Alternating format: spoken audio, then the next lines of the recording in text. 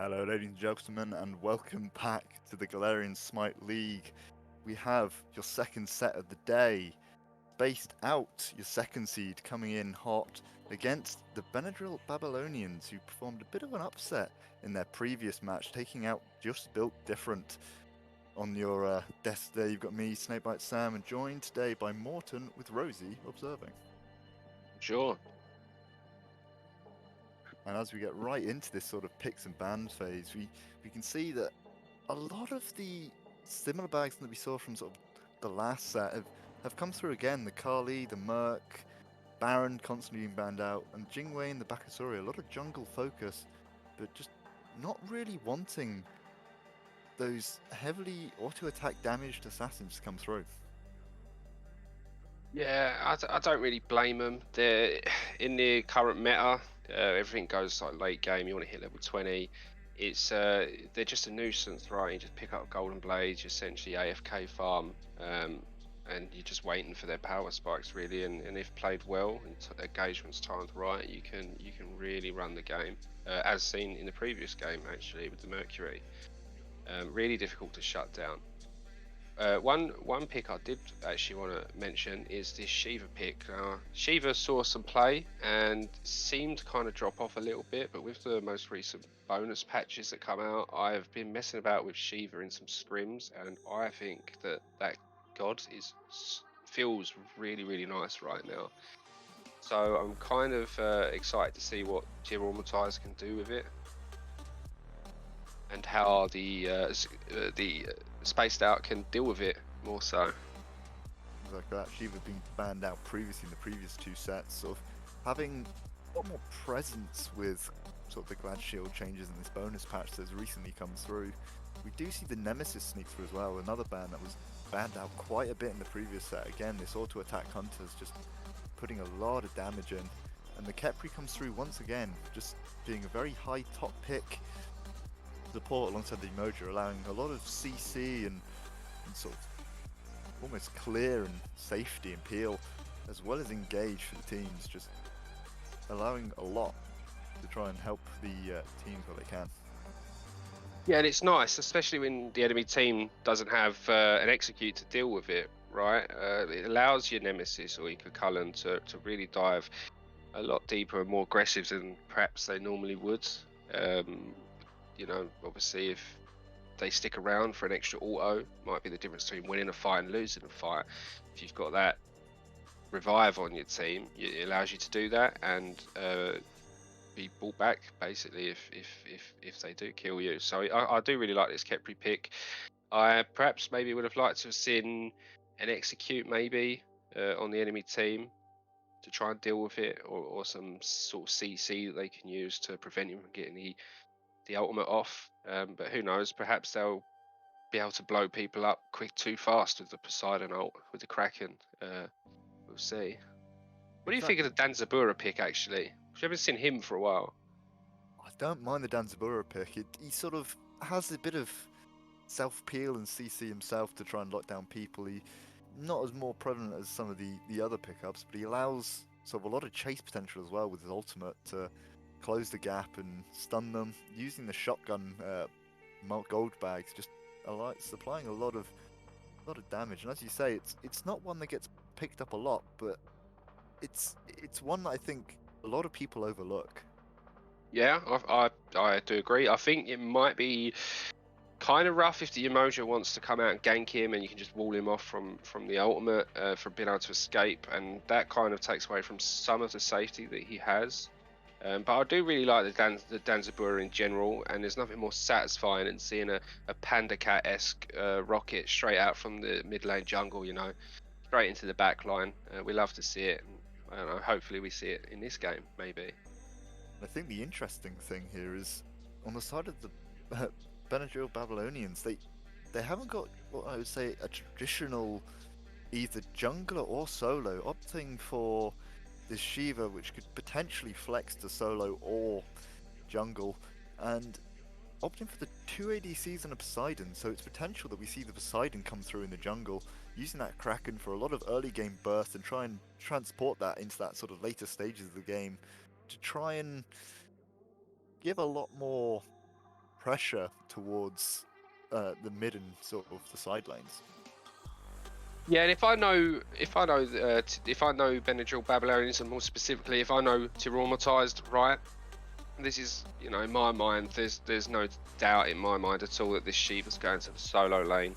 I am fairly sure this is a Chiron mid and a Poseidon jungle. Yeah, it's something we've been seeing a fair amount over the Masters LAN recently, and I think it's a strong pick, and I think it's not a bad pick into this comp actually.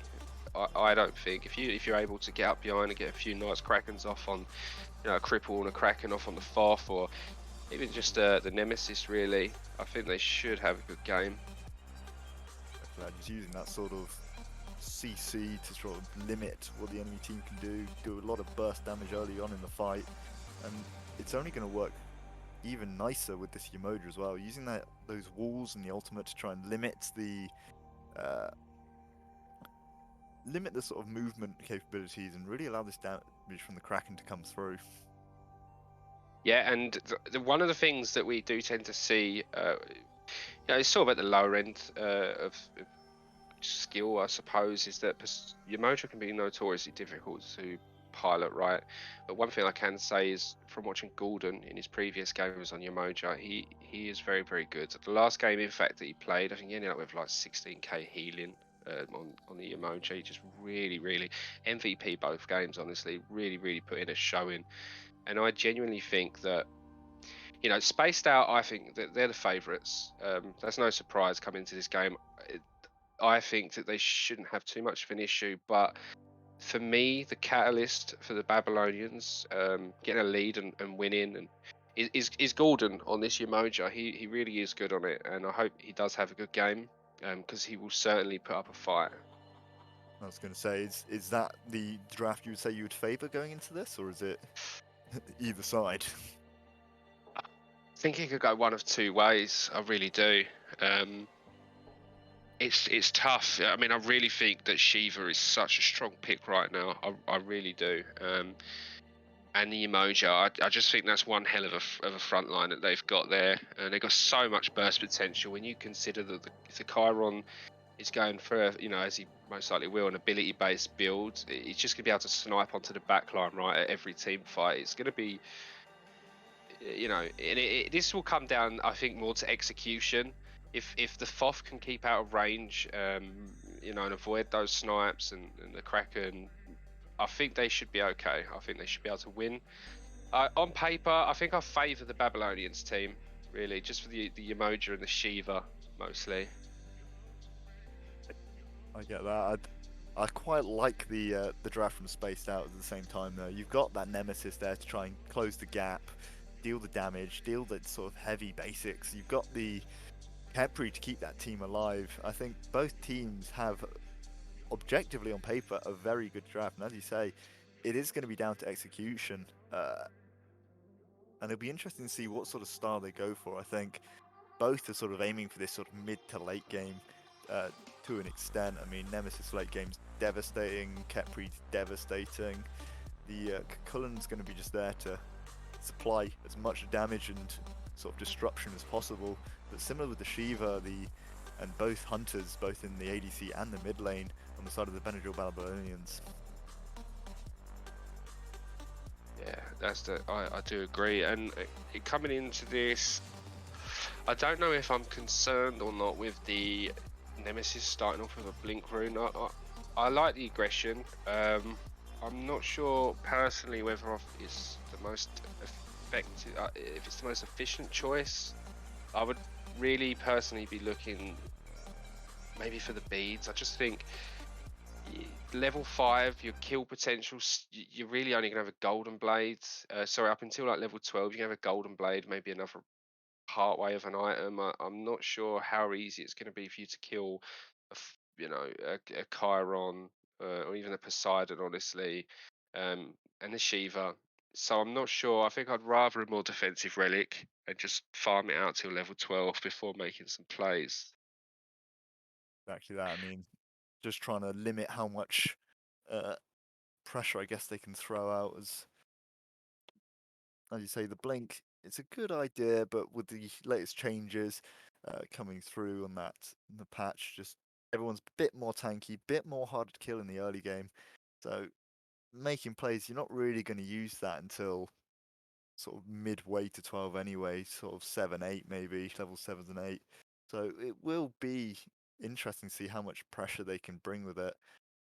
But on the similar sort of side, I I like how both supports have gone for this sort of more defensive shell over anything else. The recognizing that they are going to be mainly defensive based, the Kepri especially so, using that shell, upgrading it as quick as you can to get it into that phantom shell to be able to avoid these Umoja walls and other forms of sort of disruption for the team fights.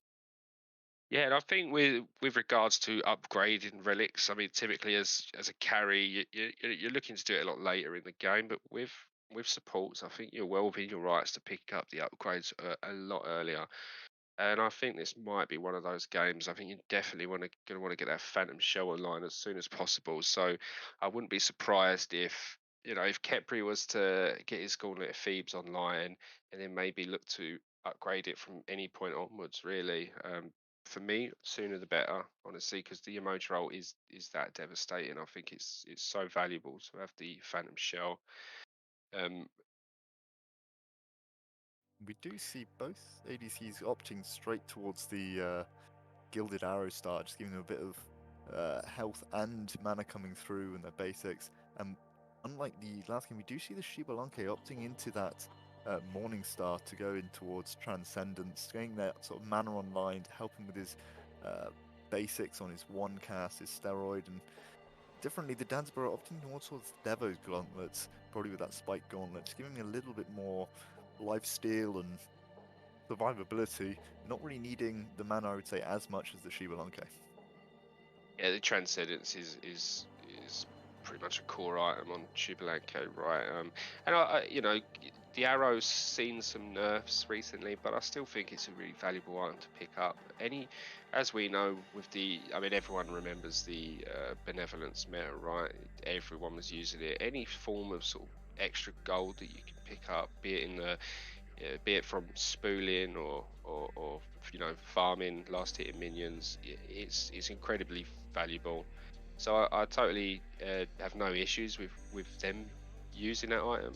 I've been messing around with some other stuff personally. I'm not quite sure on what's the best starter at the moment. I've had some success personally with Cow and Trans. But I'm not sure, and I don't dislike any of them. However they choose to build it, I think the extra gold is always going to be valuable, right? 100%, just trying to get that little bit of an edge on your opponent, just trying to sort of edge it out, get as much, as you say, golden XP and pressure as you can in your lane to sort of take it over the other side. As we do see some very standard starts coming through, nothing too different here, with both ADCs and supports sort of helping out on each buff before going over and getting perfect speed.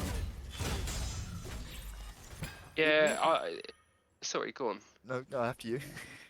Yeah, the red buff it feels really the red to yellow just feels unnatural, right? It just feels so unnatural. The amount of time that I've been playing Smite, it's always been like a yellow to whatever start, and now you're going up red and you're heading back towards yellow and XP. But I think it's the best start. I don't think there's any question about that. If you opt to go for red to yellow, XP to wave, and the enemy team goes yellow to red to wave, when they're back in to go and get the back camps, you kind of get free oracles. So you kind of have to do this start, I believe. We are seeing level 2s come out a little bit early in that mid lane, being able to get a little bit more pressure, as it is going to be a slowish start for everyone, just making sure they get to those key sort of early game spikes, get those abilities online, see where they can go from there. Yeah, and I would expect the Umoja duo lane to have as we see, a lot more pressure in these first few waves. I think Spaced Out should have recognised that and maybe not have got so heavily poked out. Just, you're not going to outclear the Umoja. Just sit back and chill. Just wait for your time. It'll come. They will lose a little bit of XP there, as that sort of right part of this lane gets taken away. There's a lot of pressure being thrown on, but a good good bottle of sake there just to throw him off and pressure going. The Emoji's wants to be a little bit aggressive, but doesn't put it away. What are your thoughts on Cullen at the moment in the current meta? One of the things that I'd kind of thought of was with the minion waves being so tanky, you should get a lot more value out of his passive, right? But have you had any experience playing him? And how do you think it sits in the current meta? He's one of those gods which is always going to be a little bit strong. Duo lane here again, the Ketri getting a little bit poked out, but just backing off. But as I was saying, it's one of those gods which is a bit interesting. He has the different powers. We see the Poseidon lurking here. Does just back off. He's got the ult, he's got the rage formation, he's got the strong early game, and you control it right, an alright medium to late. It will be interesting to see how he plays out in this game against the Shiva though. Yeah, and we all know one good blink hold from a Cullen is going to be totally fight changing, right? So as we get to the later stages of the game, I think a lot of this team fight is going to be decided by Lena's ability to sort of get around the sides, around the back, and be able to get a good blink into the back line. Yeah, nothing too major happening at the moment. Just trying to get those levels online, get the advantage. There is a slight lead in the jungle, but minuscule at most. The main difference is this sort of duo lane with, say, Mojo Shiva just really putting out a lot of pressure here and being able to steal most of the neutral farm away from the Kepri and the Danzura. Really nice knockup. The pressure now is turned onto this Yamojo. Danzura getting the shots in, kept pulled down. They're chasing forward, but the damage coming through from the Shiba Lanka and the Kepri is a little bit too much as he does back off towards his tower. Both supports getting very low and having to pull out. Yeah, really nice little skirmish there from Spaced Out. I think it's important to recognise most likely not going to kill a Yamoja there. Just take the poke as a free victory. Oh, Good dash. well, Ket Monster. It's incredible. Release the Kraken there. Really nice play though. Good dash again from Kepri, avoiding the walls. 2 ults down from good old Benadryl Babylonians, trying to make something happen. It's just not really working out. This could be getting a bit hairy though for the Fluff as just backs off as the Poseidon goes to the farm instead. Yeah, this is something we're going to see a lot from Tyr. He's probably honestly one of the best in the league for it that I've seen. His rotations from the solo lane, he will come when you least expect it. That is a certain thing. That's unfortunate. Nice invade. Oh, almost. Almost invade. Still stole the smalls. Yeah, we take those wins, right? Now Yeah, Tyr traumatized. He's really going to look to get these rotations, and sometimes really, I've actually seen him come out at level 2 rotation. It was a solo or troll esque play, and there's something that I think that he is without question unmatched in this league. Those rotations where he'll catch you completely with your pants down and totally swing a team fight for your team. We are now seeing taking over level 5, level 6. You can expect some more pressure looking for this first blood bounty coming through. Potentially, you got a little bit in that sort of mid lane with the pressure, and there's also this very big discrepancy in health between solo lane, but the Shiva could be baiting here as Poseidon is coming in behind. Didn't notice that it does use the DC, so it ultimately just walks away. A lot of damage. That's a lot of damage. He went out there, went to front ability, got hit with the ultimate, went nope, that's enough for me. I'm going to go back to farming, I think that's the right decision. I think it's nice though, just to show your face in solo lane, just to, if you can throw out some damage. There's going to be a lot of pressure here on Chiron. He's got the stun, he's got the root from the evade and punish, and it is going to be a very clean first blood there. Just right time, right place. Chiron getting a little bit too aggressive for the red buff steal, and just gets catched out by the Kepri and the Nemesis there. Yeah, it's a really nice job for them to spot that mistake and to repounce on it as fast as they did. It's probably something we're going to see more of this game, or we might see it now in fact. Potentially go for it, but Ninja Archer opting just to turn the rocket around. obviously not going to get it as soon as they go into towers. Down's dealing a little bit more damage now than they will do late game. Just backing out. So good sort of pressure and presence, but ultimately just didn't really plan out.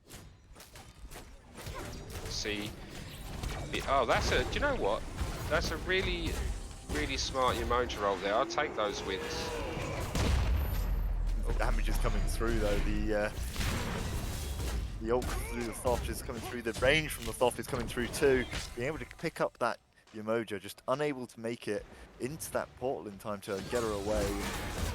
The Riptide just placed a little bit too far forward, and the rest of the team just spaced out, locking her down before she can make it. Do you know what, Sam? I am gonna admit to this. I am kind of trolling because I genuinely thought for a moment there that Umoja was walling off the path to the red buff for the free invade. Then I realised, wait, Umoja's on the other team. So yeah, forgive me for that one, everyone. Then we got some pressure onto Ket Monster here. It's being pulled in by the Kepri. The Nemesis is here. Supplying damage. Blink comes through, but cannot finish it up. Umoja comes in for a slight heal. Do you see the Thoth just waiting, trying to get a little bit of damage? But Traumatized coming in on the left-hand side, looking for the Nemesis. Nemesis, good peel though from the Kepri, and will manage to get out. They're now looking towards the Thoth again, backing off, but decent range from the Thoth and the hieroglyphic wall, just being able to stop any pressure coming through. Meanwhile, in Dura lane, we are seeing a 1v1. The ult has come out from both of them, and it is Ginger Archer. Zap is in the wrong side of the lane, and he is trying to run away, but with the pressure coming through, it just about makes it through. Dash comes through just in time, and they both live to see another day. Yeah, nice work there from Danzibur. Unfortunately, he couldn't secure the kill there. I see he's opted for the Bloodforge first, actually. That's going to give him a really nice early power spike. That's probably why he's chosen to take that fight there. I feel like Jubilanke should probably recognise that. Realise that he's completely outmatched in terms of power and sustain, and maybe not take that trade until he's got, you know, items of his own. Exactly that, wanting the shield, wanting a bit more instant power and lifesteal over perhaps building up that Devos and going through that. As we do see the just sort of hitting each other, not really getting too much. Shiva will be getting aggressive, trying to get the kill here, but kind of having a lot of health with both that sovereignty and the passive, just being able to walk away, heal up, and get back in the fight. As we do see a little bit of a failed gank in this left-hand same, as Ket Monster again comes in with this Kraken and just slightly off the mark. It actually goes to show, you know, Ginger Archer in this game decided to go for the Aegis, right, instead of the beads, showing its value really. I mean, he popped out on the Kraken ult and not died for it, so good foresight there from the ADC to decide against go. I know it's a scary thing sometimes as a you know, an ADC in the Joe lane to not go beads, but yeah, good decision there, and it's paid dividends already by the looks of it. This cohesion here from the Kepri and the Soft just coming through very well. Kepri just looking for these picks all the time. Soft is ready with the range, got the distance, using that hieroglyphic wall really to close down the gap and help out what we can. Just trying to limit what they can do. Vaden Punish comes through slightly off the mark of Chiron, and they will just back out. Kepri though still wants to get aggressive. Yeah. This is a bit of an invade here. We do see the Nemesis come through beside the won't have movement speed, but the ult coming through as well will get shut down by the Cullen, looking towards the Shiva, but as the Umoja also comes through, we are going to try and back away. Good walls, but they will just about walk out as Nemesis is now being chased down and will run into the Chiron, but Kepri is here to try and keep everyone topped up. Really nice job there for the Nemesis. I was noticing on the minimap before, whilst they're poking at each other in mid, the big man Jesus has recognised that Poseidon has had no beads from previous engagement, and it felt to me like he was trying to sniff him out in the jungle, right, and punish him for it, and he did. So really well played there from big man Jesus. It is these sort of little wins that spaced out getting across the map that's given them quite a nice and healthy lead. 5k in the XP, 3k in gold. Really solid. We are looking for another one. Poseidon is here though. Oh, that don't feel nice. Oh, you never want to see that. I mean, he just gets away though by the looks of it. He's still got the Kepri ult. Maybe just the speed. Yeah, we love to see that. Zooming now. Yeah, there's and it's those little wins you talk about, and it's some things as small as he was doing there, just simply freezing lane, just denying the enemy ADC in zip zap of even the smallest bits of farm. You know, the old saying goes, pennies make pounds, right? And he should be able to compound his lead if he keeps doing things like that. It's nice to see. Well played, Archer. Do see potentially a gank coming here, as I don't think Zipstan have recognised this. Nemesis is coming into the jungle to try and look at this purple. Does get picked up on a ward. Zipzap knows they're there, but is still lurking, potentially trying to get it, but does just dash away. Nemesis will go for the invade. He's still here though, looking for the steal back. And I think the Nemesis got that. No. No. It's a good macro play there for Nemesis. Obviously, you know no one's rotating. They got total vision of them in mid. Oh, and a Gold Fury. I like this. Really good call. Like that, recognise a lot of Benadryl Babylonians on that right hand side of the map. You've got the burst soft as well with that ultimate to come through and just clear it up. Yeah, it's an excellent call. They've seen everyone rotate out into the right side of the map and into Gold Fury call. It's bread and butter smart. You love to see it. Josh just feeding himself with those rockets, trying to make something happen, or just supply the threat. Something might happen, even though nothing really does. But the Yeah, pressure he's is always definitely there. feeling himself at the moment. He's got a Blood Forge, he's got a Wind Demon, he's looking to fight as much as he possibly can, and that's the right decision. I think Jubilanka is doing the right thing as well by opting not to fight him. I would like to see some more, potentially some presence from Poseidon. Cat Monster really needs to head over and probably try and get some pressure on his Danzabura, because he is kind of taking liberties and freezing waves. And it looks like he could do with a little bit of assistance over there in the duo lane. Reward there, I saw it coming.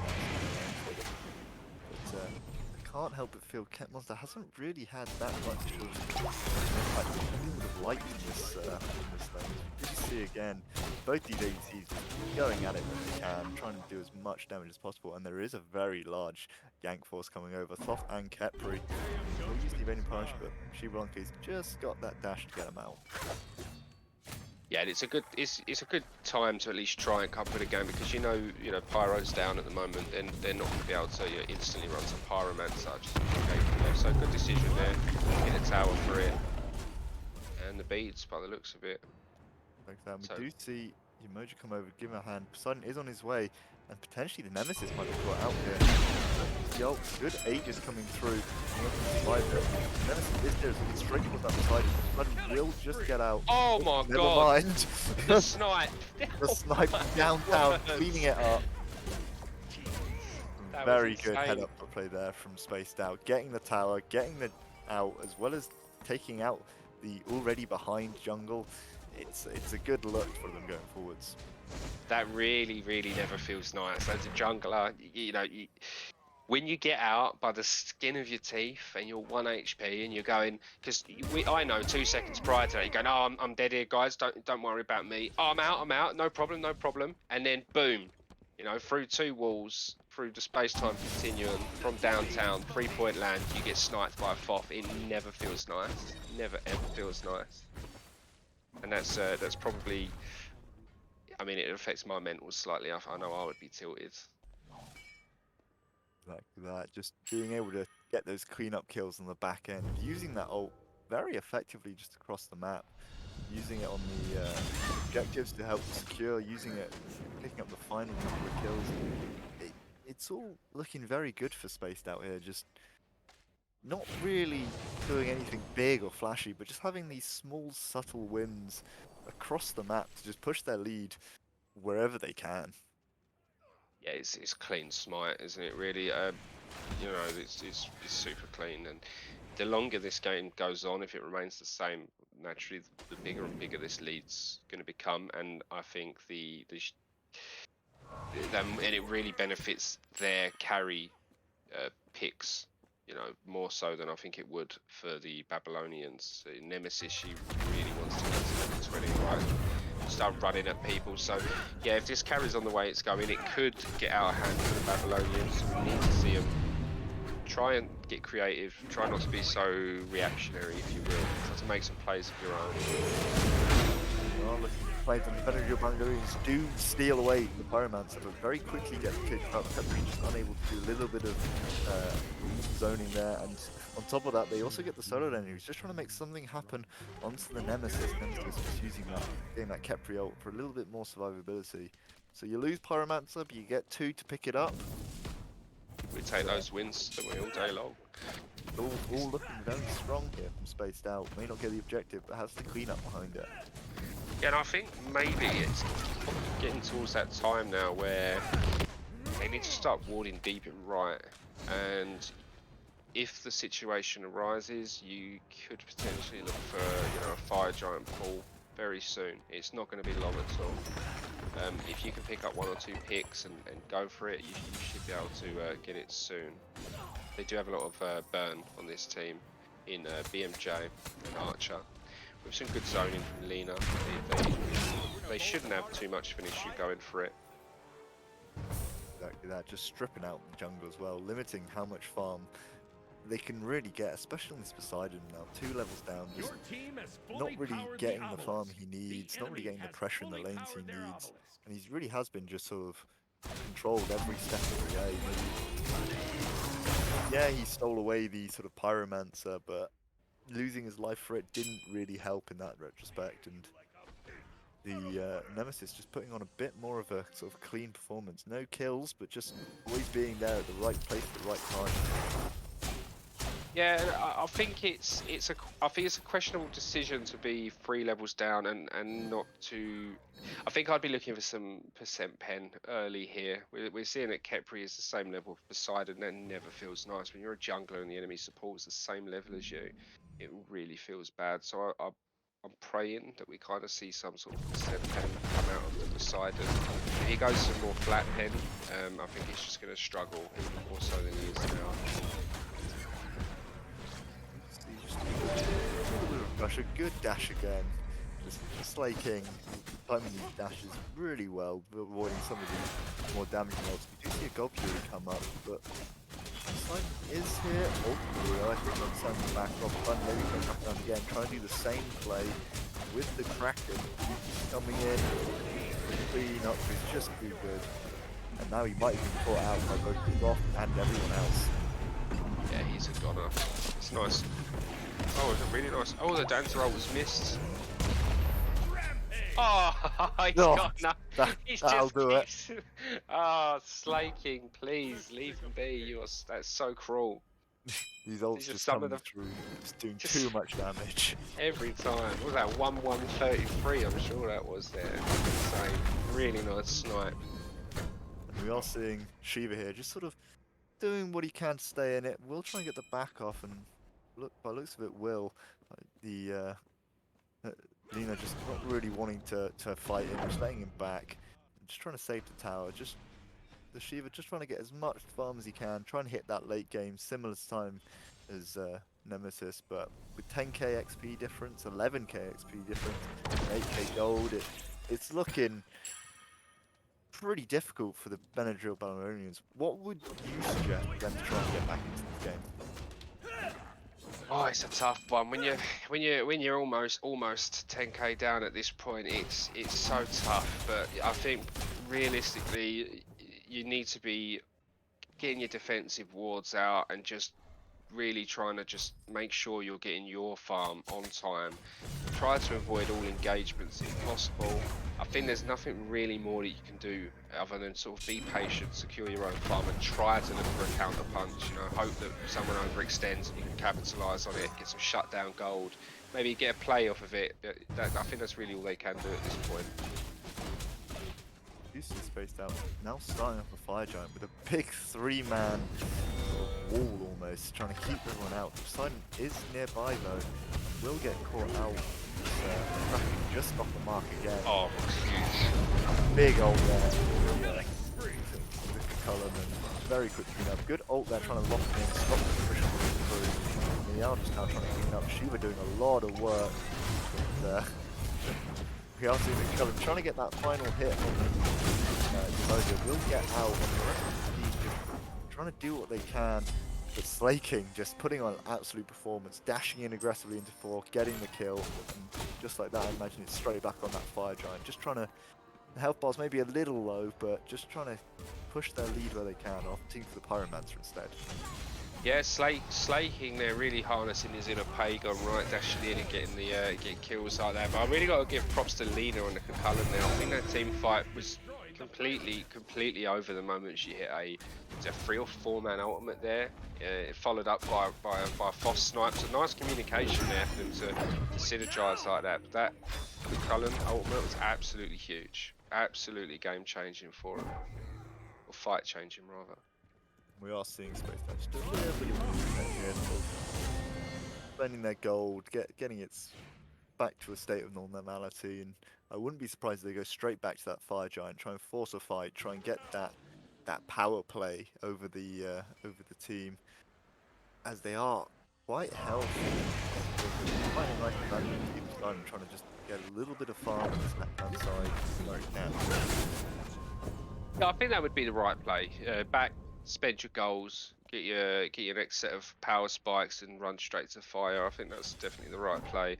They don't have any Trebuchets to push. They don't have anything in the form of the split push to help them out. But you know, now they see Shubalanka in this left lane. I think they should be grouping around fire and looking to take that out as soon as possible. Exactly that. Ginger Archer again, just looking for a pick, doesn't quite catch it, but the Fire Giant dance does continue here, and there is a load of wards. Do manage to find out the 2 that have been placed in this corner here. They will deny vision, making the Babylonians just having to sort of face track it and potentially getting a fight that way. Very Just waiting quiet on section of the game. very quiet. Yeah, we're just waiting for this. I think we're just waiting for Danzabura to group up with the team. Honestly, where they can start making any plays like that. Another great engagement for Lena. He is in trouble, does get picked up in the backline by the Kepri. Meanwhile, Traumatized has gone straight towards Slaking, recognizing he is dangerous. They're double going into it. Both Traumatized and the Poseidon, but a beautiful Kepri ult cleans it up, and now Kepmonster's in a world of hurt against Poseidon, trying to do what he can. Will get cut off by the Kepri. Nice clean pickup, and that is a very clean 3 for nothing. As we do see Big Man Jesus here on this Nemesis, just trying to dissuade the other team, maybe try and find a pick, but ultimately just pushing them away to go straight to the Fire Giant. That was one of the best Kepri ults I've seen in a while.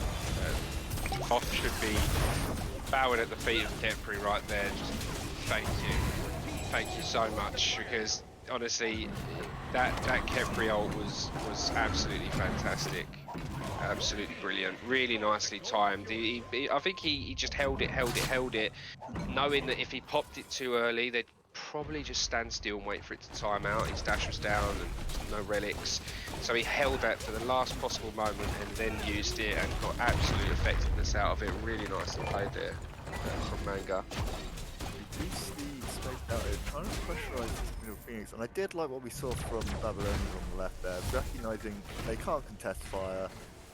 We'll go and get gold, we'll try and get the farm when we can, we'll clear those neutral farms, and we'll probably get back in time for that Phoenix.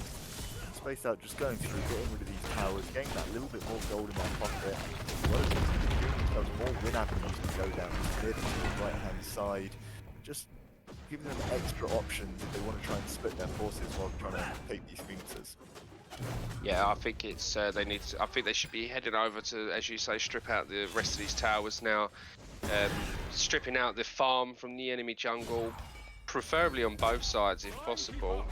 We see they're just heading for the left side. But yeah, I'd like to see him go and deal with this Oni wave in left and siege the left tower, hopefully.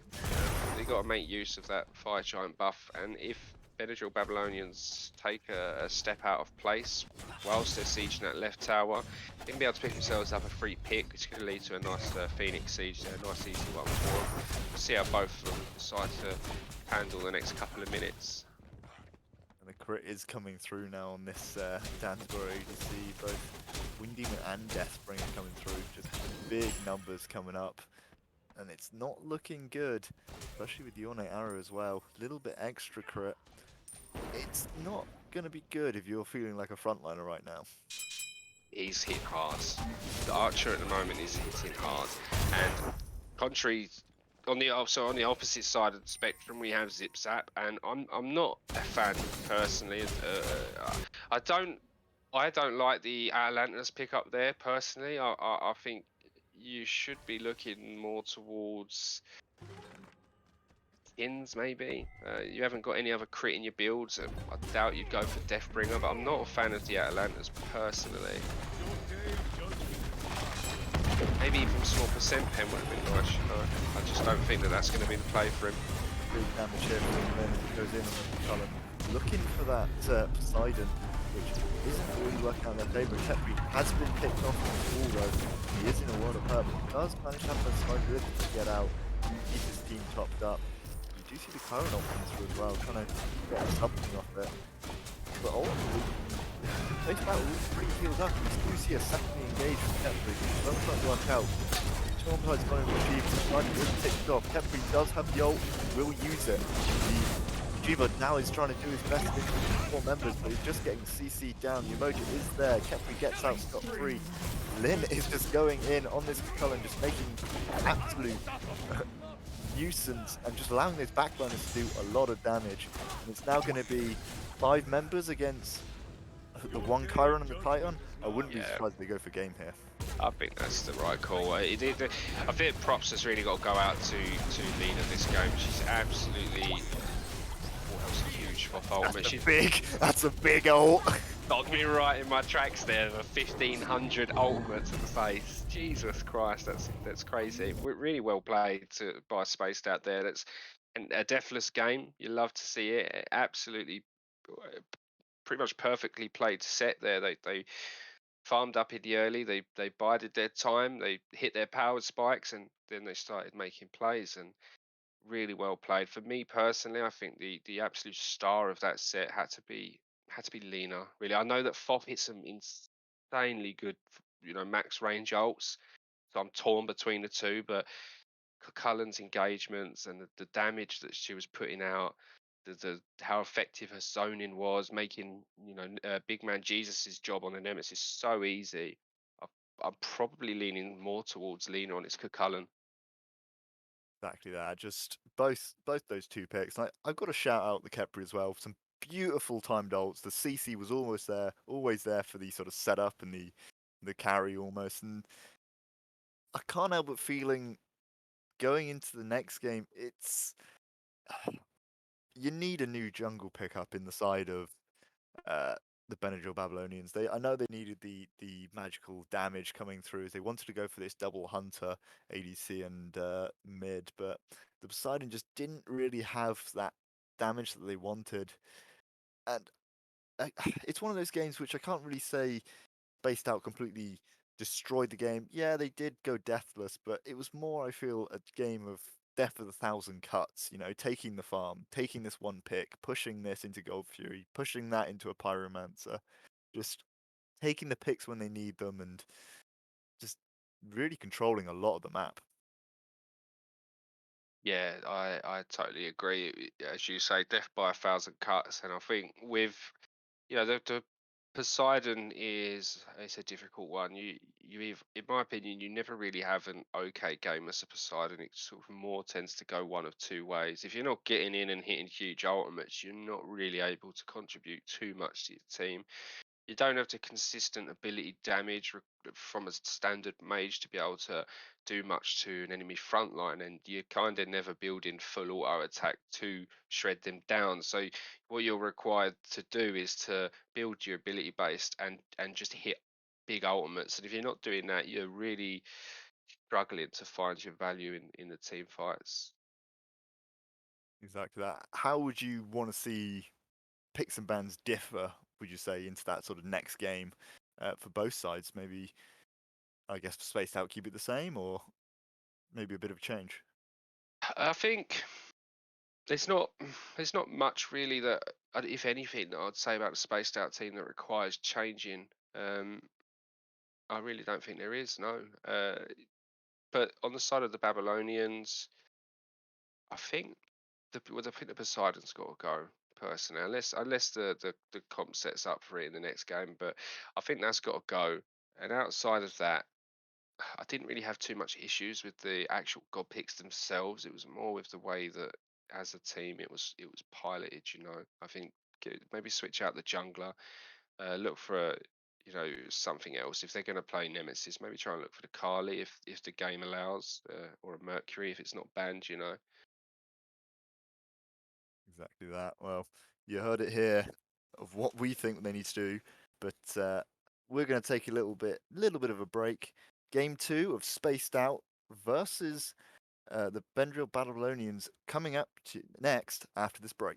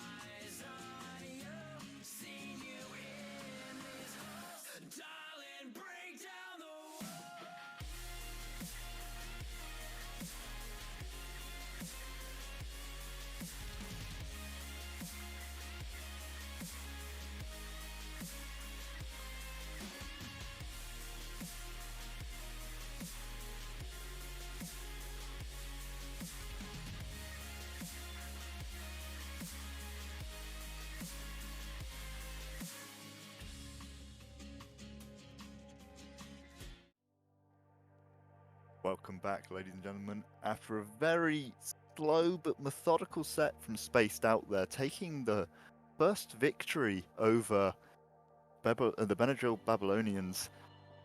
We're back at it again. Same casters, same observers, Snakebite Sam, Morty, and Rosie coming in with this game two. How do you feel the banning phase has gone and the picks have gone on this sort of second game. And do you think the Benadryl Babylonians have made an alright change into their draft to sort of push them ahead in this game? Yeah, I think the ban on the Nemesis and Foth, I think the Foth's sort of more target, right? The Nemesis is always a good ban, and we're seeing three sort of focus bans on Slaking, and being as it's kind of their star player, I think it's a good decision. The Foth, the Merlin, the Janus is something that Slaking's played a lot, and he's very good on it. However, I just don't think it's ban worthy. I think if you draft the right team around it, Janus just never has a fun time. But that said, they clearly want to pick up what I assume would be an Achilles jungle, maybe even a Cleo, and I don't think either of them particularly do too well into sort of shutting down a Janus. So I don't mind them banning it.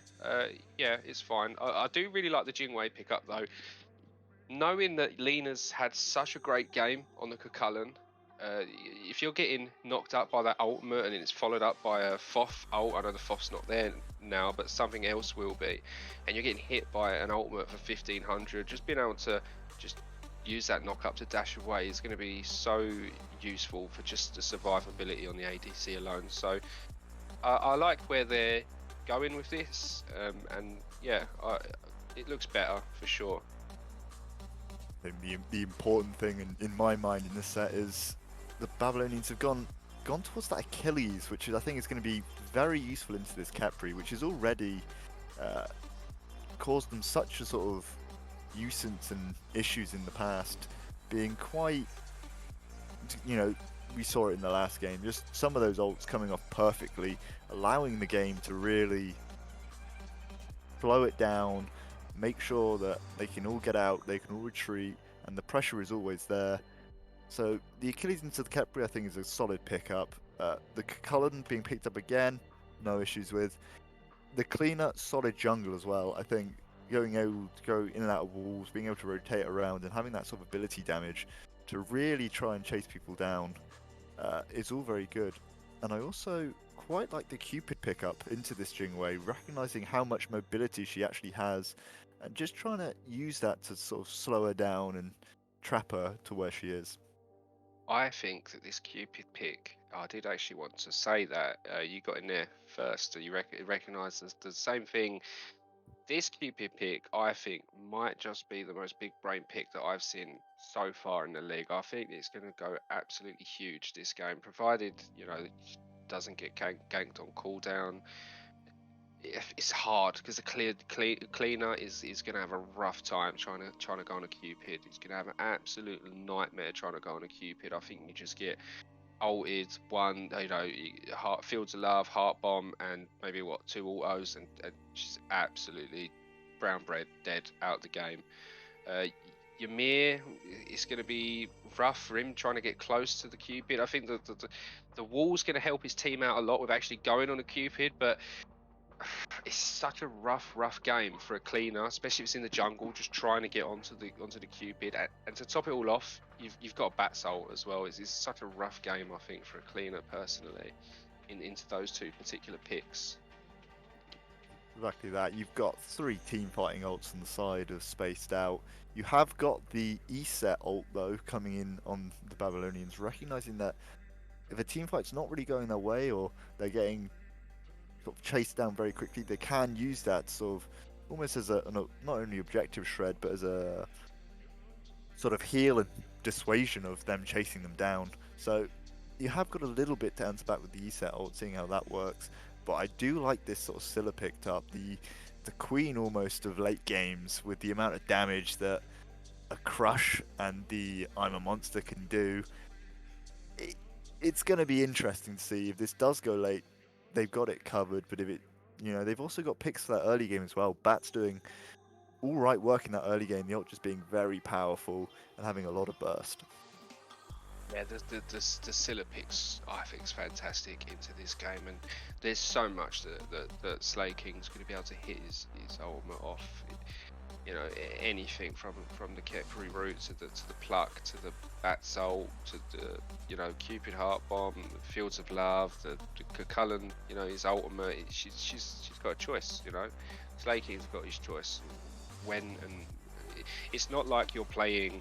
For example, if you had a team that was slightly lighter on CC and you're going to go, oh, we're going to play a Scylla Night Shark, making her ult on the after the ult every time, and you have to ult as that ult comes down. But then if something, say for instance, something happens, you get zoned out, you might get silenced or counter dove on, you're not really, you're going to struggle to hit that ult, and then your team fight's just kind of in a questionable spot as to whether you can hit that ultimate freehand. But fortunately, with this team comp, if you miss one opportunity, there's going to be 3 or 4 more. So really nice game, I think, for the Scylla, and more importantly, I think picking the Scylla is going to give them, you know, some way to try and out secure the ESET. Oh, I know it's, you know, the ESET ult is better secure, but you do need something of yourself to try and match the secure and objective. So I do really like the Scylla ult. So The Scylla pick, sorry. between the two, sort of the Benadryl Babylonians and Spaced Out, who do you have as, you would say, your favourite going into this? Last game was a little bit more questionable. This game going into it, there's no doubt in my mind that the late game team fight of Spaced Out is head and shoulders above Babylonians. I really think that Ket Monster is going to really struggle to go on this back line. He's going to really struggle. I just don't see how they're going to kill them. I really don't, because if you do manage to get past the Fields of Love, and you've then got a Kepri, you've got the revive still that you have to go through, and then you're sort of relying on the Achilles to mop up that kill, and you know, it might just get body blocked, Aegist, whatever. It's just a rough game, and I think the Spaced Out, if they play the same way they did last time, as you said, death by 1,000 cuts, and just bide their time, I think they should be able to run this late game fairly easily. We do see a very interesting pick up from the Ymir there, recognizing how much pressure the sort of Kepri Cupid lane brings. Has opted for the beads straight away, first relic, which I think is a solid pickup here. Just trying to give that survivability. Ymir does have a strong early game and it's very strong, but just doesn't have that movement that he would need to escape some of these ganks and ults. Yeah, I think that 5 sets of beads is unquestionably, I know Achilles hasn't picked them up, 5 sets of beads is really what you have to get in this game. I really do think that. I think, yeah, there's so much team fights you see there that anyone without beads is going to be such an easy gank for the bats, really. And you go into the duo lane, the bats Cupid, it's really really tough game to not have beads first. Going to see just here in the first way, trying to hit that sort of level 2 early of the Ice Spirit Ball, just slightly off the mark. Hambuff takes over, does a little bit of damage. There will be a lot of pressure here in this solo lane as Zena is in a world of hurt, does die to the Traumatized for first blood in a minute in. Minions just doing a little bit too much damage there. Traumatized able to pick that up very quickly. Yeah, maybe a slight bit of overconfidence there. Maybe it's like a Cullen syndrome. I tend to find when people hit that rage, they transform and maybe they think they're invincible at level 2. Achilles shown how that is not the case, and that you can die as a level 2 for Cullen. Really nice play there by Traumatized. Slight misplay there by Lena. And I think that's just what the Babylonians sort of really need. They recognise that Lena was a big part of that sort of team going into that mid to late game, and just sort of putting them on the back foot, showing them that Spaced Out can bleed. There is pressure. You do see Cleaner in mid going through, but a lot of damage coming through from the Scylla. Being able to put it through, the crush does come through, and Isis is going to use the Wind Gust, but just can't finish off the Huntlads. He managed to escape. He's going for that. He's going for that right harpy. So So Yeah, those nice out early quickly. pressure there from the Benadryl Babylonians, and it's something that you would expect, right? You got Humbats and a Scylla laning into the east set and cleaner. You're going to expect pressure to go the way of the Babylonians there all day long. So yeah, nice use of pressure there.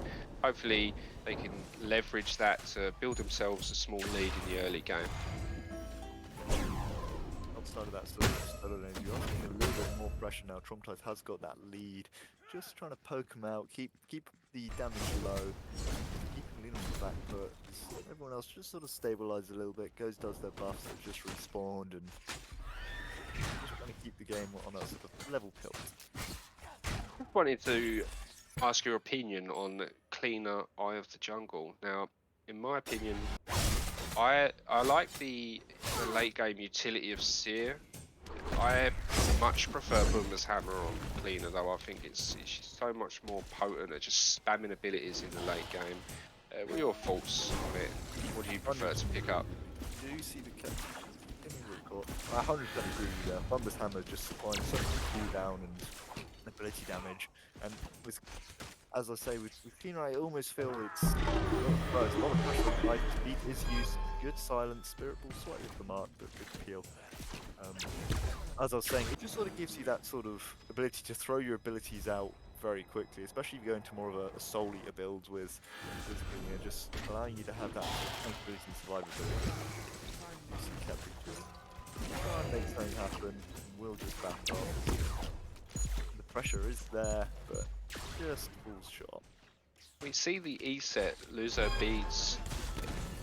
No, and I'm hoping what I would expect to see now from Spaced Out is for them to return as soon as the Humbat's ultimate is back up. I do believe you need to be in mid lane ready just to throw that out the moment that cooldown hits 0. Because essentially she's going to be free. Oh, another solo kill with the solo lane. Well, mate. Lena there not respecting that ultimate cuts just ticked over, well, ticked over level 6. A bit more of a show than the Shiva. Shiva just didn't really hit the mark. Achilles is just showing how strong he really is at the moment. Being able to just sort of limit how much he can do on this color, 2 levels down now, it's going to be very difficult. You see a lot of pressure now onto the Scylla. Will get hit by the Spirit Ball. Does have to dash. Lena is there, and just trying to get the kill. Will take a lot of power shots. Scylla will manage to juke away and just get away. Yeah, and the set ult there used. I saw the idea behind it. It's but not the right time to use it. I don't think there was under any threat there. Yeah, it was unfortunate. I mean, they forced a lot out of the Scylla though, so we take those wins, right? No beads now, no ult, and you hit theoretically you hit an E set stun silence. She should be a pretty free target in the mid lane for this cleaner, but. I think this mid lane now is going to be the pace for the next 10 minutes or so is going to come down to whichever team is more proactive around this mid lane now, right? ESET's got no ult, no beads for a short while. Maybe they're back up now, I don't know. But the same goes for the Scylla. So yeah, we see here the ESET still got 30 seconds on her beads. So whichever team now becomes more proactive, we should see a kill go to the enemy mid laner. And I'm really hoping that the Humbat's returns now before those beads are up really punishes her for not having beads. I'm seeing the Humbats go over to this left side though, trying to get a bit of damage with good ult. Jingwei opting not to use her ult, just trying to think she can walk out, but good clean up there. So at least Spaced Out are now on the board, trying to make something happen, opting away from that solo lane where the Achilles is slowly building quite a big lead, but trying to get more into these carries to try and push their lead elsewhere on the map. Yeah, really nice gank there. Really nice synergy there from Big Man Jesus and Ginger Archer. And it was quite a big misplay there, I think, for the Jingwei not to just ult away. I don't know what the thought process was behind it. Maybe Zipzap thought that he could escape there without it. I don't know, but regardless, he's been punished for not ulting away, and I do think that was a misplay on his part. Does have the escape if needed, and we'll just use it to back out. As you say, you pick this Jingwei for the safety, for the survivability. You die early in lane, you can get back to lane very quickly with that passive. There's lots of reasons why you pick it. Still, it is being pushed out again. Does hit. Queen is there. Good. Use the escape there just to get back into the tower. As now the cleaner is going back in, maybe looking for a red buff invade, but Hundax is here, just trying to dissuade her, catch her out. Yeah, and we see now that Slaking's beads are starting to come back up. We've got about 3 seconds now until they're back up. So any potential gank ability that he might have had on him is probably disappeared now that his beads are back up. So I feel like the Babylonians have kind of failed to capitalize on the time that the beads were down. But likewise, the same for Spaced Out. They didn't really get to capitalize on the fact that ESET had no beads. So we'll see what happens as the game goes on. Light gold lead in the way of Benadryl Babylonians. You see a lot of pressure in this Pure lane as they've been just boxing out as much as they can. Cleaner is here, but Humbat is sticking to her. Does catch the dash. He is trying to get the kill here. Does a lot of pressure. Slightly misses the jump. Does have the clean up, and the Humbat's managed to get pretty much a solo kill onto the Cat monster there. In that cleaner. Being able to catch the dash just when they're trying to escape, just has the chase down potential. Yeah, and a really nice gank there again from Humbats, and Cleaner opting to not use the beads as well. I'm not sure whether you die or not regardless of using them. I think I probably would have used them personally. Yeah, I don't know really if they get away there with those beads or not. I probably thought maybe they would have done, but who knows? Managed to catch the dash. After that point, there's not a lot she can do. Meanwhile, in this solo lane, it's still the Achilles show. Just having that level advantage, having the items online as well, just having a lot of pressure in that lane. It's going to be interesting how they convert that into mid-game pressure, trying to push potentially into these gold foods and pyromancers, and trying to help the team wherever they can going forward. Yeah, Tyr now on this Achilles has a 3-level lead. Excuse me, a 2-level lead, and I think now's the time that he needs to take this lead and try and force his presence into other lanes, because right now he is an absolute monster. And Humbats is 2 levels ahead of the enemy jungler. Scylla's a level ahead of the ESET. The Kepri's ahead, the Cupid's ahead.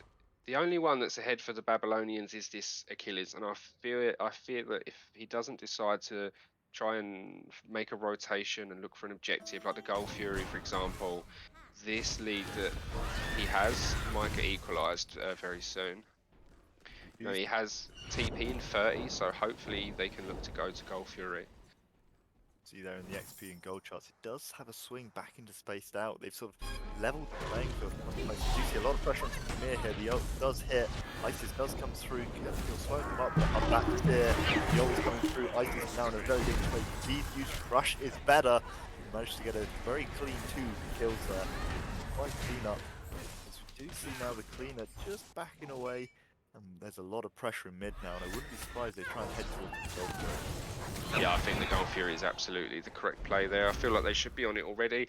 And going back to what I was saying just a minute ago, it looks now it's kind of out of hand for the rest of the team now. I feel like the Tyr's lead on this Achilles is, I wouldn't say worthless, but it's sort of heading that way, right? He's done so well to get himself a lead, and they've really not leveraged his lead enough to help to have any impact around the map. And it's a shame now because it's almost 2-level leads now in every other role in the game. Now it's a good sort of frame of mind there, using it as to see the cleaning. Here is actually being turned on, and it is going into their favour. The Humbat is here, using that shards of ice just to try and dissuade any more pressure coming through. So very clean pickup there on Slade King, recognising how much damage he's bringing to the team, and noticing he's above the ESET, just sort of slowing down that pacing any way they can. Yeah, I think that was a very, very important kill for them there. I was just saying about how Tyr's on the Achilles, they're not really leveraging this lead. But now that they've just got this kill on the Scylla, I feel like they've been almost given a second lifeline, if you will, to try and make some plays using their solo laner. It's so important at the moment to get Achilles into the fight somehow. The fact they've just killed the Scylla is absolutely huge for them. It's going to give ESET and the rest of the gang a chance to catch up. I'll show you in this right hand lane. Junglers might be coming over on the cleaner side, but on the sides against it, it's just sort of a little bit of poke and back out at the end of it. Yeah, and as we see now, the gap between ESET and Scylla is really quite small. I think it's only like a couple of minions maybe at most. And the XP gap between them is really closed up now. Babylonians, you know, they're making the right plays at the moment. They're only 1k gold down. It's looking good for them, considering where things were early in the game. It's really looking good for them now. Hopefully they keep it up. Would you like to see Traumatized try and get a bit more involved at this stage? Or do you want to stay a bit later? We do see that Cupid here being ganked by the cleaner does have the Aegis put alive. A lot of damage coming his way and will get cleaned up with the gank on the Cupid there. Nice pick up. Really nice kill there. And yeah, just going back to your question, I think Tyr should have been involved in this game a long time ago. Really, when things started to get out of hand, I think he absolutely should have been involved a lot longer ago. Really, I think him not being involved has allowed the Babylonians to get back into the the Spaced Out to get back into the game. Very good use of the wing gust, or not wing gust, persistent updraft away there, just stopping the gang by giving a little bit more distance. You do see a blue buff invade, and Lena has sort of got up here with Tyr, just limiting how much XP and advantage he has. And with the Scylla here, they are going to chase this out a little bit. I would imagine a bit of a disengage. Soloing is having a bit of a flat fight, just trying to keep ticking each other down and look for those kills. Yeah, I think the decision there for Scylla to rotate to solo, if anyone's going to shut down the Achilles to level 15 Achilles, it's going to be the Scylla, right? So I like the fact that they're trying, and if they are going to try again, they really need to go back soon before he gets his first magical defense item on a little bit of danger here. Does have the captain for revive if needed, and will back out. Scylla is here as well, though, potentially looking for kill. Ymir is on his own, and Scylla is just trying to clean up where they can. Kepi's lurking as well, as the cleaner does get picked and does get grabbed as well. Good ult coming into the ESET, just slightly too short. Hunbat is very low and is running for his life. Good blink coming through, but meanwhile, I think Tyr has made a play into it, looking for the Scylla, but a good escape over the wall, limiting any real pressure. And Kepi just being a bit of a nuisance here. He does get caught off with a wall and body blocks now. Trying to escape is very tanky though. He may have to lay his life down. Is going for that dash and just trying to stop them where he can. Yeah, he's so tanky there to get away there. Yeah, we would expect the execute to come in. Oh, maybe not. Didn't need. So just sort of very quick clean up there, just having the tankiness to go under tower and clean it up. Good, it's Ice's Spirit Ball to lock him down and get the last little bit of health, allowing just one ability to take him out. Really nice, really nice pick up there for Tyr Traumatized. I mean, finally at the ripe time of 15 minutes,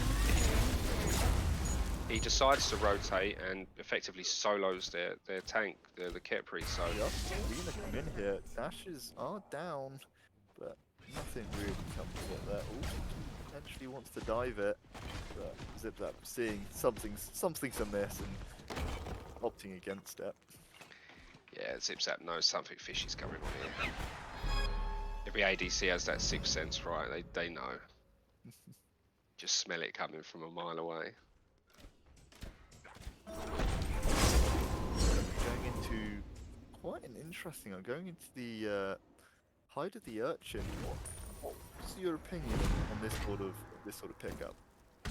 Hide of the Urchin was one of those items. It wasn't really touched by the nerfs. So in terms of just raw tankiness, I think it's a fantastic item. but I don't really, I'm not really liking it on the support. You know, if your solo laner was to pick it up, for example, then I'd have a different opinion of it. But as to the support, yeah, not really a huge fan of it. Not, it's going to be hard to stack in a low kill game, and I just think that some shared protections for your team would probably just go a lot further than the Urchin would. Maybe even maybe even a Spirit Robe. I know it's not shared protections, but it's a better item for supports with the CCR and stuff like that. I think I would have preferred either some aura protections or a Spirit Robe if you wanted to be a little bit more selfish, get some CDR online. We are just hitting sort of a more level pace, and it does seem both teams are sort of trying to play towards this sort of late game advantage. The Scylla double stacking, that's not going to give a lot of her damage until later on. You're looking at a lot of sort of pressure, but not a lot of foot on the gas, go for these objectives and push. So it's a lot of macro sort of small play, trying to hit this sort of late game, I think. Yeah, and it's weird. You know, currently the game stands on paper kind of even, right? The gold is effectively the same. The XP difference is effectively the same. But what we see is vast differences between individual roles, right? You've got the Humbats that's got almost, I mean, Cleo's only just ticked to 15. Humbats has got almost a 3-level lead, and the same goes to the Achilles on the other side. So it's a really weird state that this game is in at the moment, and I think it really comes down to which team is going to utilize their lead on their respective roles better. Yeah, I think it's going to be not a lot gained off it. a lot. But go back to what you said. Yeah, it's just going to come down to almost like an individual sort of your micro plays as to who might be able to leverage a lead going forward. It just really comes down to the bats versus the Achilles and their effectiveness in the team fights, I think. They want this kept dead. He is that does come through. Yeah, through as well. There's a lot of pressure coming through. They want to dive this power. They want to do good ult coming through from the Helen with a quick cleanup. Still, I'm a monster. Just absolutely running through the back, placed out, running through. As we do see the Achilles try and do the ult to try and get the Cadbury just out of reach, as they are going to now look towards this mid tower as both. Very quick getting picked up. Lena getting knocked very low, and that's going to go straight towards that Primal Fury. Once again, another game, another absolute, you know, masterclass engagement there from Lena, just going really to show why Lena is the absolute alpha female in the Declaria of Smite League. Absolutely, both games, fantastic engagements on the Cullen, just coming out of nowhere with a huge ultimate again. I think she got a 3-man knock up there. Really, really nicely played, and from behind. Well played, Lena. Exactly that. Using that sort of ult 2 levels behind, but a knock up, still a knock up, and big one there was knocking that Ymir up under tower, allowing this team to do a lot of damage to him, and using Armor Monster just to chip him down basically to nothing. Very clean pickups there. Potentially looking at there's still a no mana available. Does have the feed, freeze is still available. There's a lot of pressure coming through, and that's going to be an execute. Very quick kill on the Scylla. Yeah, that was a bit of a greed play there from the Scylla, right? Sticking around in lane with no mana. It's you know, it's a risky choice, and it didn't pay out for well this time. Fortunately, there isn't too much that they could grab from her death. I mean, there's a fire giant, yes, but it's going to be easily defendable to some extent with 4 players. So I don't expect that they'll get the fire giant off of the kill. But let that be a lesson, you know, a warning, sorry. If you get picked like that again, you're probably going to lose Fire Giant next time. Not being that long in this stage of the game, will be getting longer. Lena just holding the wall.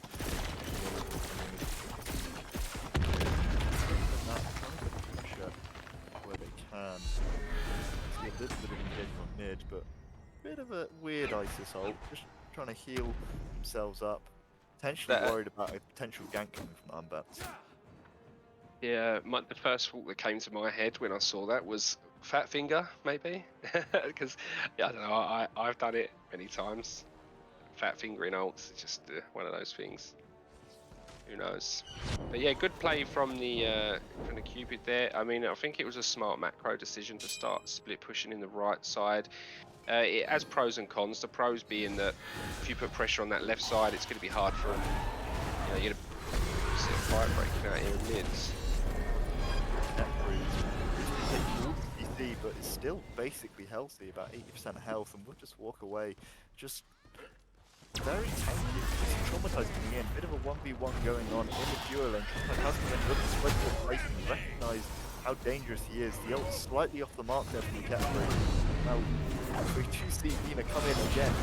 That one comes down very quickly. Dina does defeat unaided. Will get cleaned up by the cleaner, by the color.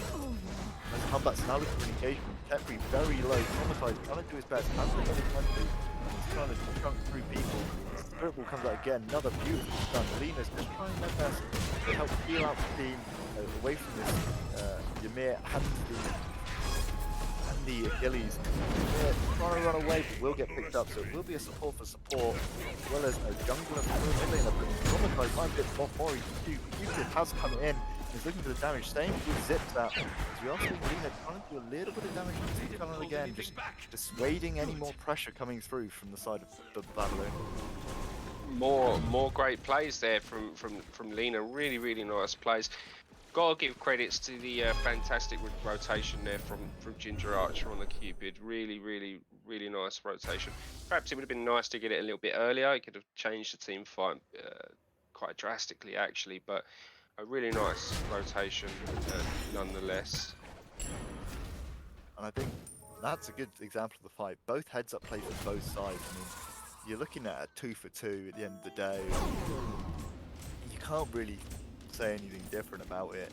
Quite a good macro plays. We do see the Humpats manage to solo out the Isis there, recognizing on their own the jungle. Dina could be in a bit of a dangerous there. He's trying to do the same with Priscilla. Will dash. Will come back off. Humpats is here if Clean decides he wants to get a little bit greedy, but ultimately everyone just backs off.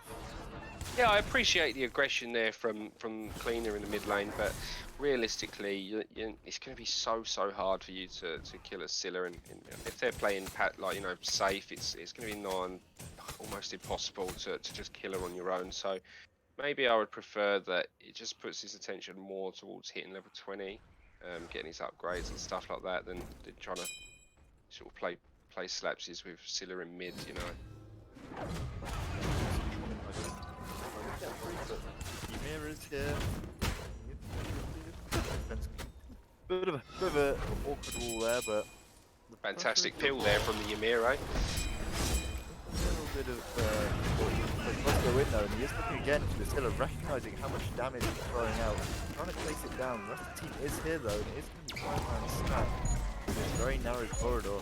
They have caught out to Ymir, he's got nowhere ready to go. Frenzy has been popped.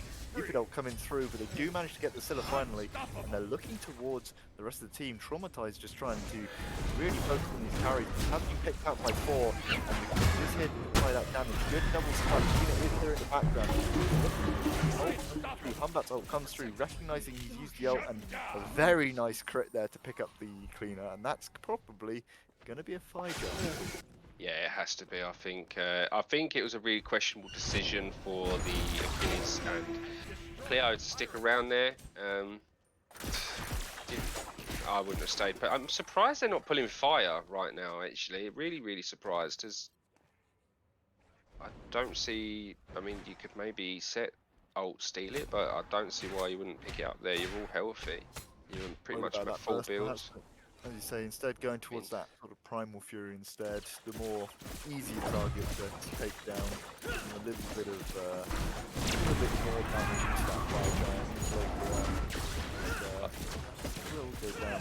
But as you say, with 4 members up and only 2 members on the enemy side, I am surprised to say the fire giant could have turned the game completely on its head, but ultimately they want to hold out on it and wait until there's a bit of a happier fight.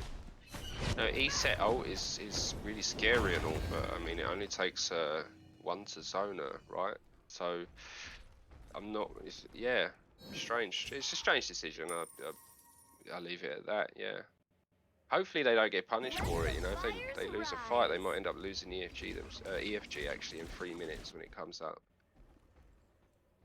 We are seeing a lot of presence around this right-hand side, and a bit of a fight here. Jing Wei just throwing out those autos, going aggressive. The keeper just backing out, as meanwhile in this sort of mid to fire giant pit, hanging around, starting the fire giant dance, recognizing that is the next big objective on the map. Kepri slightly going to be caught out, but does manage to get the kill away. Lina is here to supply a little bit of damage. How Zip-Zap's feeling himself in this Jing Wei and is looking straight towards the Scylla, who has been focused out these past couple of engagements. I think they're just going to go for the tier 1 here. Lina is there to try and do a little bit of damage and chip away towards the Scylla. Yeah, I like to see this. The Jing Wei I think the Jing Wei has finally realised, Zip-Zap, that he is actually playing a level 20, almost full build Jing Wei now. He's popped his 2 and hit, you know, 3 huge autos. And gone, oh, actually I'm playing Jing Wei, and now he's looking to really get some damage out. So I like that. It's good. If he continues like that, he should output a lot of damage in this game. He is only at 12k. I expect that to rise quite dramatically. Takes a lot of damage himself. Trying to make some damage. Lina in the backline with Big Man Jesus and on the hunt back, trying to clean it up. Does manage to get the set, looking towards Traumatized in the backline. They do take out the cleaner who was looking towards the Scylla. Traumatized is running low, not a lot of health. Double stun looking good. Good shield from the Ymir, but Lina's just on a charge here. Wants revenge. Good, I'm a monster coming through, cleaning up the Ymir. Zip-Zap is just running for the hill, and that is 100% the fire giant call there. Going straight towards it, no messing around this time. Got the fight they wanted, and going straight towards it. Lina is an absolute menace. I probably sound like such a fanboy at the moment, but Lina's performances these past couple of games have just been absolutely fantastic. Absolute menace on that back line. Really zoning people out well. Doing not quite as much damage as the Achilles, but you know, it's really. I expect that a lot of the Achilles damage, the discrepancy between those two, one being at 27,000, one at 21, will probably come from the fact that the Achilles had such a large lead in lane, and sort of padded those damage stats somewhat. I think Lina's damage has been a lot more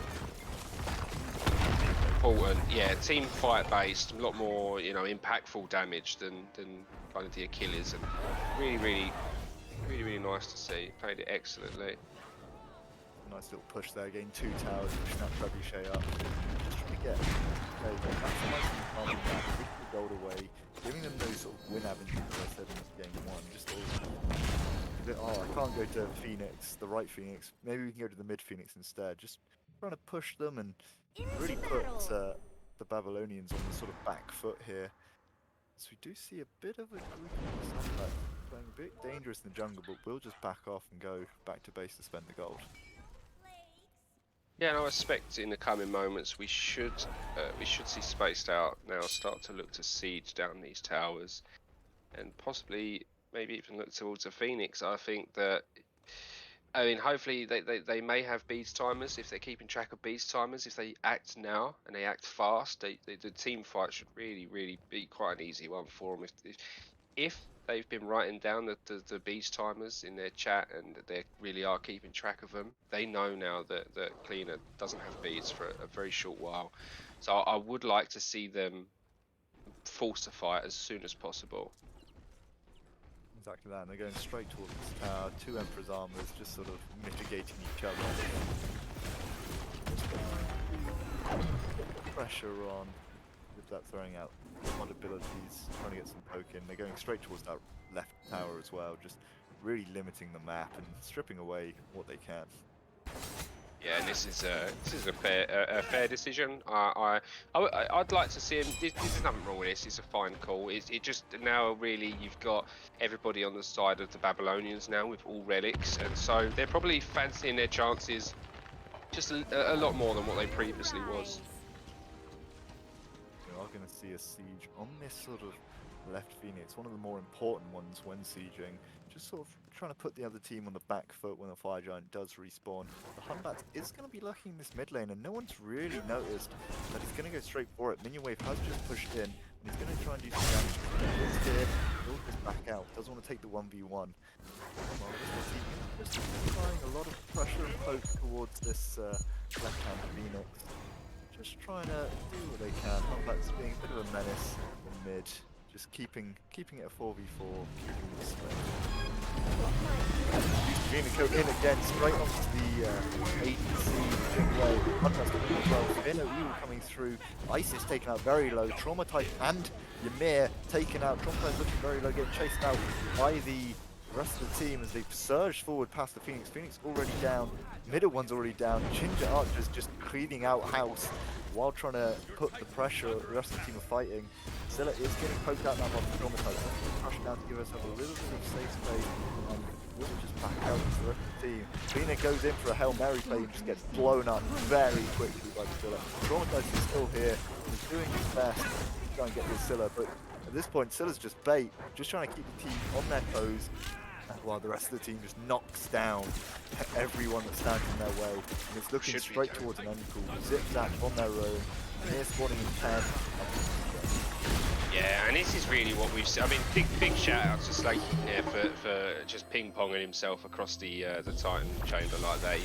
You know, he was out of position. He almost got punished for it, but he made up for it with essentially duking Achilles to death, right? And you know, they got the win off of it. But what we saw really in that game is, yeah, Benadryl Babylonians, they did leverage themselves a really nice. You know, in the early game, they played really well. But like as we were saying in the pre-game, when you're staring down the barrel of a Fields of Love and just all the team fight ultimates that the spaced out team had, it, the team fights are really only ever going to go one way. If you take the two teams of equal skilled players and you give them these comps at level 20, almost full build, there's no doubt in my mind that those team fights go the way that they did, and we did see it play out like that in the end fights. There, we saw the Lena coming in with the huge Kukullan ultimate. We saw it followed up by Cupid Fields of Love. We saw it followed up by Bat's ultimate, and yeah, just a really well played team fights, just exactly as I expected them to go. And I think that was exactly it. You had on one side you had the Kepri, the Cupid, and the Scylla just sort of in the backline, keeping themselves all topped up, avoiding the dive from the Achilles and the cleaner. But you just had the Hunbats and the Cullen chasing them down through the lane into your fountain there at the end, just trying to get the damage across and really just swayed the fight. And then once they're on top of you, the rest of the team just comes in and follows up. Damage comes through. Scylla starts chunking. Kepri gets the peel and the CC and the engage off. The whole time, Ginger Archer on the Cupid was just split pushing both Phoenixes to give that team the win opportunity, and then came in and helped deal with Traumatize the tank. Just really helping each other out and working really well together. Yeah, and they hats off to you, to all you guys and girls on Spaced Out. You played that fantastic, and likewise a shout out to the Babylonians. Babylonians at the start of the season were the team is in a bad spot, honestly, and you know Ket Monster's come in, he's picked the team up, he's made some transfers, and he really turned the team around. So they really do look like a really solid outfit now. They're playing well. Obviously, they've got places they need to improve on, just like everyone, I guess. But really, you know, resilient bunch. They played. They tried their best. They fought as well as they could, but ultimately, Spaced Out's team draft was that is something that they've been scrimming. The Cupid bats, you know, Cucullin, but more so the Cupid bats. I feel like that's something that they have to have been scrimming that. Just the whole Fields of Love into the bat soul is just huge. They've clearly been scrimming it and practicing it, and we saw the results of that today. As you were saying, you sort of Babylonians coming back from a game one which wasn't the best. I can imagine it's almost soul destroying, losing a 30-minute game, going no kills, just having everything taken from you, not being able to farm, not being able to push where you want.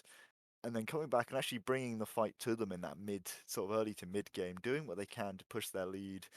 Ultimately, it didn't pan out this way, but a fight or two, it could very quickly swung in their way, and we could be looking at a game three. So, very well played there from the Babylonians. But ultimately, spaced out here, just putting on a show almost there, showing how dominant that sort of jungle solo can be. You got the mid solid plays mid getting dive, just managed to juke everything and wait for the rest of the team. The ADC coming in, cleaning up those tanks, getting the towers, getting the objectives, and the support, just keeping everyone topped up and everyone keep on going. A very well heads up play from Spaced Out, and they do take the set 2-0, and this will be sort of your last set before the finals, which I believe are on Sunday. Don't quote me on that. I'm not sure when they've scheduled their finals. I'm not that I don't know. I couldn't tell you, but they should be tomorrow or Sunday. Yeah, that's right. One So of the watch two this space days. for that. Good. Yeah, it's going to be a Meanwhile, good game. some very good smite play today. Spaced Out take the win. We do see the protectors of Yggdrasil also take the win in game one, or set one, and they will be in the final tomorrow. But apart from that, thank you all for watching. We've had casters, me, Snakebite Sam, uh, Mortis, and Rosie on the observing. But thank you all for watching, and we'll see you next time.